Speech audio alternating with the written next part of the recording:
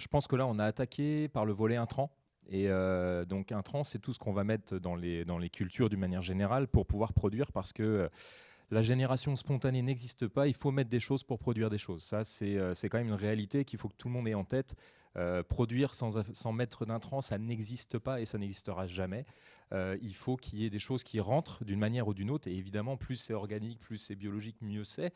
Mais il n'empêche qu'il faut mettre des choses pour que ça pousse. D'autant plus qu'on exige des rendements énormes. Donc, il faut qu'il y ait des choses qui rentrent. Donc, moi, je suis à fond derrière, effectivement, la solution de trouver des intrants biosourcés, etc., 100% raccord. Sur l'agriculture, il y a d'autres gros enjeux qui ont déjà été évoqués. C'est l'économie d'énergie, d'une manière générale, à toutes les échelles. Probablement la relocalisation, donc ça pareil, ça a été évoqué, c'est-à-dire la diminution des distances entre les zones de production et les zones de consommation, qui va en lien avec la consommation d'énergie. Et il y a aussi des choses très importantes qui sont en lien avec la ressource en eau. On a une ressource en eau qui devient à l'échelle planétaire très, très, très compliquée à gérer. On va avoir de moins en moins d'eau potable, voire même potabilisable, dans le monde entier. Et la France est concernée en premier chef, avec d'ici à 2050 plus de la moitié du territoire qui serait concerné par des pénuries. Donc en gros, la ressource en eau, c'est vraiment quelque chose de très problématique. Et un dernier point sur l'agriculture, ça va être la notion de ce qu'on va appeler, enfin de ce que moi j'appelle les conflits d'usage sur les espaces. C'est-à-dire en gros, on a parlé de l'habitat tout à l'heure.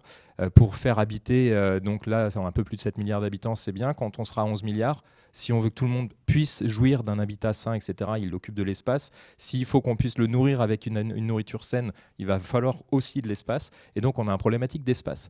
Donc, quand on met tout ça bout à bout, on se rend compte que finalement, une solution agroécologique dans le sens complet du terme, il faudra qu'elle soit capable de gérer les intrants, capable de gérer l'espace, capable de gérer l'eau, capable de gérer l'énergie. Et donc, il va falloir que ce soit des solutions qui essayent d'embrasser un petit peu tout ça. Donc, nous, on s'est spécialisé sur Ecologia Aquaponia, sur une technique qui a déjà fait ses preuves et qui est vraiment en pleine émergence à l'échelle européenne, mais qui existe dans le monde depuis bien, bien plus longtemps. C'est l'aquaponie. Donc, je ne sais pas si l'aquaponie, ça parle à tout le monde. Ce n'est pas des poneys dans une piscine. Donc, l'aquaponie, c'est la production c'est une coproduction, on va dire ça comme ça, de protéines végétales et de protéines animales dans un système fermé hors sol.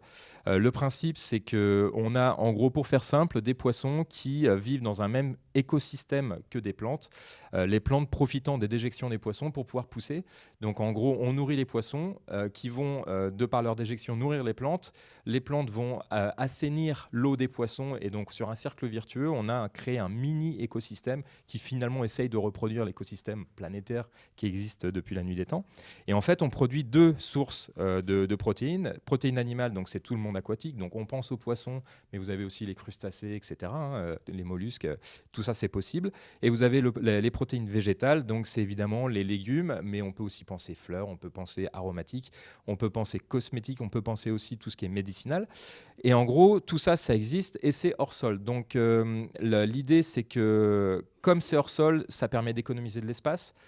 On économise, puisque c'est hors sol, plus de 95% d'eau par rapport à une agriculture telle que tu l'as mentionné tout à l'heure, conventionnelle. Donc c'est énormément d'économie d'eau, c'est énormément d'économie d'énergie. Si on intègre ce que nous on appelle l'écosystème global de notre production, à savoir qu'on essaie de se sourcer localement en aliments pour les poissons, etc., etc. Bref. Et donc en gros, l'idée, c'est d'essayer d'avoir un système agroécologique qui va produire de la protéine animale et de la protéine végétale et qui soit le moins gourmand en eau, le moins gourmand en énergie, le moins gourmand en espace, mais productif. Et donc, c'est vraiment là-dessus qu'on s'est concentré.